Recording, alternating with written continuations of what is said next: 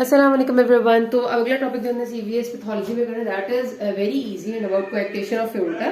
अब इससे मुतालिक जो आपके पास क्वेश्चंस आते हैं मैं आपको उनके साथ बताती रहूँ। और ये होता क्या है, जनरली आपको पता है कि कोएक्टेशन ऑफ एओर्टा का मतलब ये है कि आपका ये जो एओर्टा है इसकी नैरोइंग हुई भी होती है just distal to the origin of subclavian artery. मतलब यहाँ से एओर्टा हार्ट से अराइज करता है, अपनी तीनों मेन आर्टरीज ब्रांच करता है और उसके बाद जैसे ही उसकी और मतलब ये ओरिजिन खत्म होता है ना, इस जगह पर नैरोइंग होती है, यूं करके होता है, ठीक है। और उसके बाद नीचे थोरेसिक एओर्टा और फिर एब्डोमिनल एओर्टा बन जाते हैं।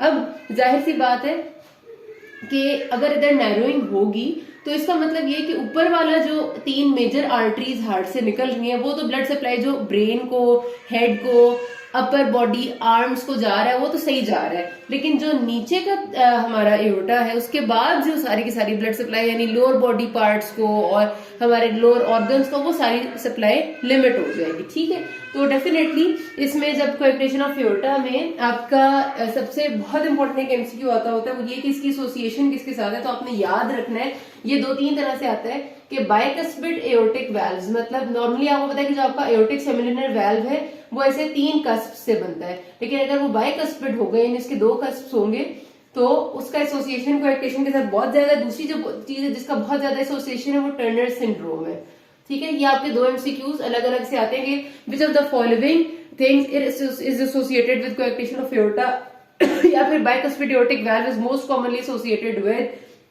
तो आपने ऐसे लिखना है, ठीक है। अब जाहिर सी बात है कि ऐसा होने की वजह से मैंने बताया अपर बॉडी पार्ट में ब्लड सप्लाई ठीक होगी तो आप जब ब्लड प्रेशर मेजर करेंगे तो वो ऊपर जब आर्म में मेजर करेंगे, बाजू में मेजर करेंगे तो वो नॉर्मल से ज्यादा होगा। उसकी वजह यह है कि आगे ब्लड नहीं जा पा रहा, बहुत ज्यादा ब्लड जो प्रेशर से जा रहा है वो सारा अपर बॉडी में जा रहा है, जिसकी वजह से अपर बॉडी में हाइपरटेंशन होगी। जिसके ऑपोजिट लोअर बॉडी पार्ट्स में बिल्कुल weak blood pressure non measurable होगा या बहुत हल्का सा होगा।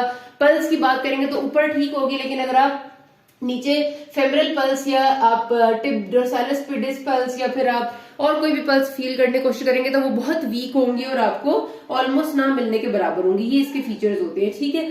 अच्छा, उसके बाद एक बहुत इंपॉर्टेंट इसका एमसीक्यू आता है वो चेस्ट एक्सरे पे अपीयरेंस कैसी है। होता क्या असल में कि आहिस्ता आहिस्ता बिकॉज वक्त के साथ साथ गुजरते गुजरते ना आपकी जो इंटरकॉस्टल आर्टरीज हैं जो ऊपर से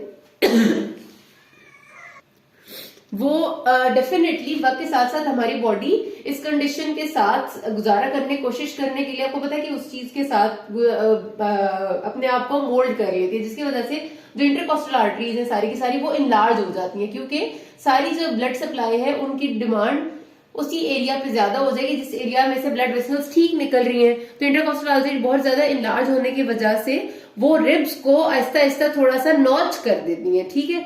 तो इंटरकॉस्टल आर्टरीज आपको पता है रिब्स के साथ मौजूद होती हैं, हर रिब के लोअर बॉर्डर के पीछे होती हैं आर्टरी वेन वगैरह। तो वो जब थोड़ा थोड़ा से रिब्स को नॉच कर देती हैं तो उसकी वजह से जो एक्सरे पे अपीयरेंस आती है उसको हम कहते हैं नॉच्ड अपीयरेंस ऑन एक्सरे। ये बहुत ज्यादा कैरेक्टरिस्टिक है कोएक्टेशन ऑफ एओर्टा की, रिब्स की नॉच्ड अपीयरेंस, ठीक हो गया। बस इतनी सी बातें आप याद रखेंगे। और एक और बहुत इंपॉर्टेंट एमसीक्यू इसमें से जो आता है वो ये कि बेरीज एन्यूरिज्म का एसोसिएशन किसके साथ है। तो बेरी एन्यूरिज्म भी कोएक्टेशन ऑफ एओर्टा के बाद हो सकता है। बेरीज एन्यूरिज्म ब्रेन में होता है, उसकी बात हम बाद में करेंगे, लेकिन मतलब उसके साथ भी इसका एसोसिएशन हो सकता है। उसका एसोसिएशन हमारे किडनी की भी एक कंडीशन के साथ है, वो मैं आपको किडनी में बताऊंगी लाजमी, ठीक है।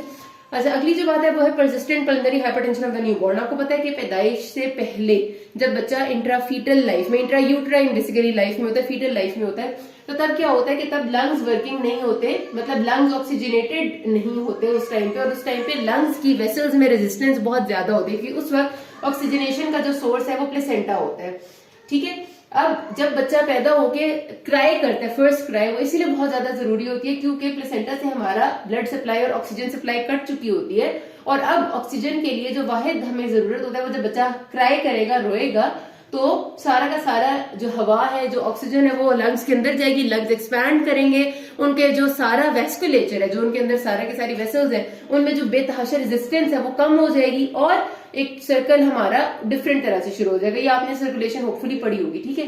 अब अगर ये सारा सिलसिला ना हो, बच्चा ना रोए, तो लंग्स में हवा नहीं जाएगी। हवा नहीं जाएगी तो उसकी वेसल्स की जो रेजिस्टेंस है, वेस्कुलेचर की जो रेजिस्टेंस है वो खत्म नहीं होगी। वो खत्म नहीं होगी तो अब प्लेसेंटा तो रहा नहीं है, प्लेसेंटा नहीं रहा तो बच्चे को ऑक्सीजन डिमांड तो है ना, वो सप्लाई करने के लिए कोई और जगह नहीं मिलेगी, तो बच्चा रिजल्टेंटली साइनोज होना शुरू हो जाएगा, ब्लू होना शुरू हो जाएगा, क्योंकि उसको ऑक्सीजन की कमी हो रही है। ठीक है, तो persistent pulmonary hypertension of the newborn वो कंडीशन होती है जिसमें पैदाइश के बाद भी बच्चे की vascular resistance of the lungs कम नहीं होती। और उसकी वजह क्या होती है? मोस्ट कॉमन जो उसकी वजह है वो है मेकोनियम एस्पिरेशन। बच्चे ने अगर ड्यूरिंग हिज इंट्रायूट्राइन लाइफ, मतलब पैदाइश से पहले कई दफा ऐसा होता है कि बच्चे मेकोनियम पास कर देते हैं किसी स्ट्रेस की वजह से, और वो मेकोनियम एस्पिरेट करके लंग्स में चला भी जाता है। उसकी वजह से बच्चे क्राई नहीं करते क्योंकि आपका लंग्स का जो रास्ता है वो ब्लॉक हुआ होता है। ठीक है, क्राई ना करने की वजह से सारा सिलसिला यही हो जाता है कि ऑक्सीजन आपकी जाती ही नहीं है अंदर, वेस्कुलर रेजिस्टेंस बड़ी रहती है। अब जब ऑक्सीजन ने अंदर जाना था तो आपको पता है कि जो हमारे पुराने रास्ते थे, जैसे पेटेंट डक्टस आर्टेरियोसिस, मतलब जो डक्टस आर्टेरियोसिस का रास्ता था जो कि एओर्टा और पल्मोनरी ट्रंक के बीच में कनेक्शन होता है, वो बंद होना था। जब हवा अंदर नहीं जाएगी, लंग्स की रेजिस्टेंस खत्म नहीं होगी, तो ये डक्टस आर्टेरियोसिस क्लोज नहीं होगा, ये भी खुला रह जाएगा। फिर फोरामेन ओवेल जो है परसिस्टेंट वो रह जाएगा। फोरामेन ओवेल दो हमारा राइट एट्रियम और लेफ्ट एट्रियम के बीच में कनेक्शन होता है।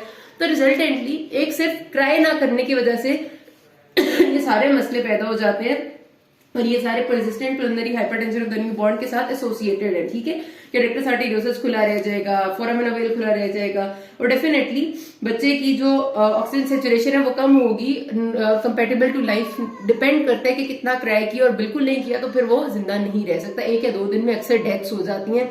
होम डिलीवरी होती है, बच्चा नहीं रोया था, डॉक्टर के नहीं जाते, और अगले दिन या 2 दिन में बच्चा फौत हो जाता है। अच्छा, अगली जो बात हमने करनी है वो सिर्फ और सिर्फ एमसीक्यू पॉइंट ऑफ व्यू से इंपॉर्टेंट है कि कुछ कंजेनिटल कार्डियक डिफेक्ट्स हैं जिनकी कुछ खास सिचुएशन से एसोसिएशन है जो आपके एमसीक्यू में आते हैं। ये सिर्फ याद रखने की हद तक है बात, ठीक है, क्योंकि मैं आपको सिर्फ बताऊंगी कौन सा मोस्ट इंपॉर्टेंट है। जैसे प्री नेटल अल्कोहल एक्सपोजर का मतलब ये कि जब बच्चा पेट में था माँ के तो उस वक्त उसने अल्कोहल का यूज किया। इसके साथ आपके कार्डिक डिफेक्ट्स कौन कौन से हैं जो कंजेनिटल बच्चे में हो जाते हैं, उसमें सबसे इंपॉर्टेंट वीएसडी है। वैसे जितने भी आपकी एसाइनोटिक हार्ट डिजीज है ना, वीएसडी, एएसडी, पीडी है, वो सारी आ सकती हैं, लेकिन वीएसडी सबसे ज्यादा आते हैं एमसीक्यू में। ठीक है, कंजेनिटल रुबेला बहुत ज्यादा आता है, याद रखिएगा, और इसमें सबसे ज्यादा आपका आता है पेटेंट डक्टस आर्टेरियोसिस। ठीक है, कि एक माँ थी और उसको 5th मंथ में एक इन्फेक्शन हो गया था, और ये भी याद रखना कि रुबेला का डिपेंड करता है कि 7 वीक्स से पहले हो तो वो अलग तरह का डिफेक्ट करता है, 7 वीक्स के बाद हो तो अलग तरह का डिफेक्ट करता है रुबेला। ठीक है, अगर 7 वीक्स प्रेगनेंसी की बात हो रही है तो बहरहाल अगर हार्ट क्लास डिफेक्ट आएगा तो कंजेनिटल रुबेला सबसे ज्यादा पीडीए करता है, और भी कर सकता है, पल्मोनरी आर्टरी स्टेनोसिस कर सकता है, सेप्टल डिफेक्ट, लेकिन पीडीए एमसीक्यू में अक्सर आता है। डाउन सिंड्रोम के साथ सबसे ज्यादा जो एसोसिएटेड है वो एएसडी लिखा आता है, लेकिन एएसडी वीएसडी दोनों हो सकते हैं। ठीक है, उसके बाद आ जाता है हमारे पास डायबिटीज जो प्रेगनेंसी के अंदर हो जाती है। उसमें याद रखना आपने एक बहुत इंपॉर्टेंट चीज आती है transposition of great arteries, TGA जिसको हम कहते हैं, इसको आपने नहीं भूलना because this is very important. ये डायबिटीज के साथ अक्सर लिखा हुआ इसका एमसीक्यू आ जाता है। अच्छा, मार्फन सिंड्रोम के साथ कंजेनिटल कार्डियक डिफेक्ट कोई ऐसा नहीं होता, लेकिन मार्फन सिंड्रोम का सिनेरियो जब आता है ना तो आपका हमेशा, मैंने जो देखा है अभी तक ज्यादातर, वो आयोटिक डायसेक्शन के सिनेरियो के साथ आता है कि अचानक से एक पेशेंट को सबस्टर्नल क्रशिंग चेस्ट पेन हुई और वो बिल्कुल ऑल ऑफ अ सडन गया, जवान बंदा था, उसकी हाइपर एक्सटेंसिबल स्किन थी और उसके लॉन्ग लॉन्ग एक्सट्रीमिटीज थी, तो वो क्या हो सकता है, तो वो एओर्टिक डायसेक्शन होती है, सबसे ज्यादा ये आती है। ठीक है, अच्छा, टर्नर्स के साथ काफी सारी चीजें एसोसिएटेड है, लेकिन मैंने भी आपको बताया कि Turner syndrome, coarctation of aorta and bicuspid aortic valve, ये तीनों चीजें सबसे ज्यादा एक दूसरे के साथ आया करती हैं। ठीक है, फिर आगे थोड़ी कम इंपॉर्टेंट बातें जिसमें आता है अगला लिथियम एक्सपोजर। लिथियम एक्सपोजर के साथ एप्स्टीन एनोमली आती है। ठीक है, एप्स्टीन एनोमली में सब कुछ मैंने आपको पढ़ाया भी था कि उल्टा हो जाता है। फिर विलियम सिंड्रोम और 22q11, ये मैंने कभी देखे नहीं है, लेकिन क्योंकि बुक में लिखे हुए, तो विलियम सिंड्रोम के साथ होता है जी एओर्टिक स्टेनोसिस ज्यादातर, यहाँ बुक के हिसाब से, मतलब ये इतना ज्यादा नहीं आता, ऊपर वाले ज्यादा आपने याद रखने। और 22q11 के साथ आता है ज्यादातर टॉफ टेट्रोलॉजी ऑफ फेलो। तो ये बात यहाँ पर खत्म करते हैं, किसी को मसला हो you can ask me. Thank you.